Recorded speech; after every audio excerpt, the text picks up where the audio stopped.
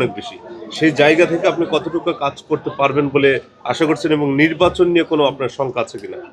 আমি যেটি প্রথমে বলতে চাই যে আমি এই এলাকার সন্তান, আমি এখানে বড় হয়েছি। ছোটবেলা থেকে এই এলাকার প্রতিটি গলিতে গলিতে আমার চলাচল রয়েছে এবং দীর্ঘদিন ধরে এই এলাকার প্রত্যেকটি সাধারণ মানুষের সাথে আমি কথা বলেছি, মতবিনিময় সভা করেছি এবং এই এলাকার সমস্যাগুলো আমি চিহ্নিত করেছি। আমরা এই মুহূর্তে যেখানে দাঁড়িয়ে আছি আপনারা নিজেরাই দেখতে পাচ্ছেন যে এই রাস্তাটি দীর্ঘদিন ধরে এইভাবে অবহেলিত অবস্থায় পড়ে আছে। কিন্তু দীর্ঘ 17 বছর বিগত সময় যারা দায়িত্বে ছিল বা বিগত সময় যারা সরকারের দায়িত্ব পালন করেছে তারা এই রাস্তাঘাটের কোনো উন্নয়ন করেনি এবং আমরা আশা করি যে আমরা আগামীতে যদি আমরা দেশ পরিচালনার জন্য দায়িত্ব পাই এবং আল্লাহ যদি আমাদেরকে কবুল করে, আমাদের মাননীয় চেয়ারম্যান জনাব তারেক রহমান যে কর্মপরিকল্পনা নিয়েছে সেই কর্মপরিকল্পনা আমরা ইনশাআল্লাহ বাস্তবায়ন করব এবং আমার এই এলাকায় জলাবদ্ধতা থেকে শুরু করে আমার এলাকায় স্থায়ী পুনর্বাসন দরকার। আমার এই এলাকায় শিক্ষার আলো এখনও ঘরে ঘরে পৌঁছাতে পারিনি, আমরা এখনও প্রত্যেকটি ঘরে ঘরে স্বাস্থ্যসেবা পৌঁছাতে পারিনি।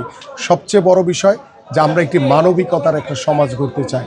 যেই অমানবিকতা গতকালকে আমরা দেখেছি, আপনারা সকলেই জানেন যে যশোরের যে ছাত্রলীগের যে কর্মীটির স্ত্রী আত্মহত্যা করেছে তার সন্তানকে মেরে, এবং তার সন্তানকে দেখার জন্য, তার স্ত্রীকে দেখার জন্য প্যারোলে মুক্তি দেওয়া হয়নি।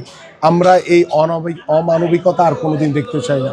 আমরা চাই মানবিকতা ফিরে আসুক, কারণ বিগত সময় আমরা দেখেছি যে আমাদের অনেক ভাইদের বাবা মা মারা গেছে, আমাদেরকে প্যারোলে মুক্তি দেওয়া হয়নি। বাট আমরা সেই মানবিকতা এখন আগামীতে প্রতিষ্ঠিত করতে চাই, কারণ আমরা এই অমানবিকতা আমরা কখনোই আর দেখতে চাই না। পাশাপাশি আমার এই এলাকার সকলেই আজকে স্বতঃস্ফূর্তভাবে চতুর্থ দিনের মতো অংশগ্রহণ করছে। আমরা ইনশাআল্লাহ আশাবাদী, এবং আল্লাহর রহমতে জনগণের রায় নিয়ে ইনশাআল্লাহ নির্বাচিত হয়ে আমরা আমাদের বাস্তবিক অর্থেই বাংলাদেশের মানুষের যে চাওয়া, যে প্রত্যাশা, সেই প্রত্যাশাগুলো আমরা পূরণ করতে চাই।